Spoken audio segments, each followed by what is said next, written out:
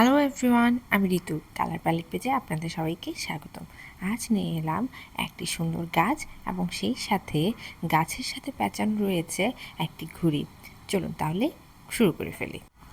শুরুটি করেছি নীল রং দিয়ে। নীল রঙের সাহায্যে আমি একটু আকাশ করে নিয়েছি এবং নিচে একটু হালকা সবুজ রং ব্যবহার করেছি।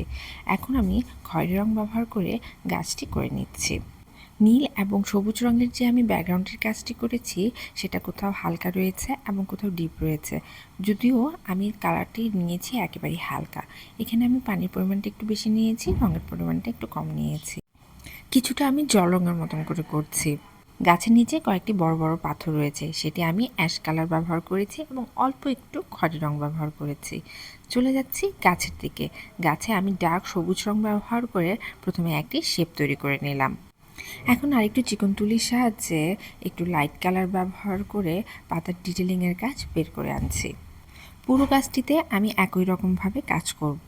কোথাও ডার্ক সবুজ রয়েছে, কোথাও টিয়া থাকবে এবং এর থেকেও আমি একটি হালকা টিয়া রং ব্যবহার করব সর্বশেষে। ইদানিং আমার গাছের কাজ করতে ভীষণ ভালো লাগে। জানি না কেন, কতটা ভালো হয় তাও জানি না, কিন্তু আমার কাজ করতে ভীষণ ভালো লাগে। মূলত গাছের পাতার কাজগুলো করতেই বেশি ভালো লাগে। এখন আমি হলুদের অংশ বেশি রেখে অল্প একটু সবুজ রং ব্যবহার করে একটি কালার তৈরি করে নিয়েছি এবং সেই কালারটি গাছের সাথে অ্যাপ্লাই করে নিলাম। এবং গাছের নিচে একটি লাঠির মতন রয়েছে, কিছুটা মই টাইপের, সেটা করে নিলাম। এখন আমি জেল পেনের সাহায্যে ঘুড়ির কাজটি করে নিয়েছি। ঘুড়িটি রয়েছে লাল রঙের, লাল রঙের সাহায্যে ঘুড়িটি করে নিলাম এবং গাছের সাথে যে পেঁচে রয়েছে সেটিও আমি জেল পেনের সাহায্যে করছি। এখন জেল পেনের সাহায্যে আমি ব্যাকগ্রাউন্ডটির ডিজাইন একটু করে নেব। প্রথমে মাঝের অংশটুকুর কাজ করছি। মাঝের অংশটুকুতে আমি বিভিন্ন দাগ কেটে কেটে একটু ডিজাইন করে নিচ্ছি। চলে যাচ্ছি আকাশের দিকে। আকাশে বিভিন্ন ধরনের ডিজাইন করে কিছু মেঘ এবং সূর্যের কাজটি করে নিলাম। আস্তে ধীরে আমি ব্যাকগ্রাউন্ডের ডিটেলিংয়ের কাজ করে নিচ্ছি। ঘুড়ির সুতোটাও গাছের সাথে পেঁচানো রয়েছে, সেটি আমি একটু ডার্ক করে করে নিলাম।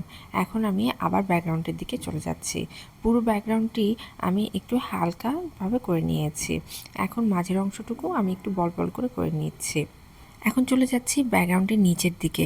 নিচের অংশটুকুতে আমি আরেকটু ডিজাইন করে নিচ্ছি। এখানে কিছুটা গোল গোলভাবে ডিজাইন করে নিচ্ছি এবং মাঝের যে অংশটুকু রয়েছে সেটুকু আমি একটু ডার্ক করে করে নিচ্ছি, কিন্তু আমার কাছে খুব একটা ভালো মনে হচ্ছিল না, ফুটছিল না তাই মনে হচ্ছিল। এবং এই গোলগুলোর মাঝের অংশটুকুতে আমি একটু হালকা ডিজাইন করে নিলাম। আমার কাছে ব্যাকগ্রাউন্ডটির ডিজাইনটি খুব একটা ফুটছিল না, তাই আমি মার্কার পেন ব্যবহার করেছি। মার্কার পেন ব্যবহার করে পুরো ব্যাকগ্রাউন্ডটির কাজটি আমি আবার করে নিলাম। এখন এবং ভিতরে যে ডিজাইনটি রয়েছে জেল পেনেরটা, সেটা সেরকমই রাখলাম।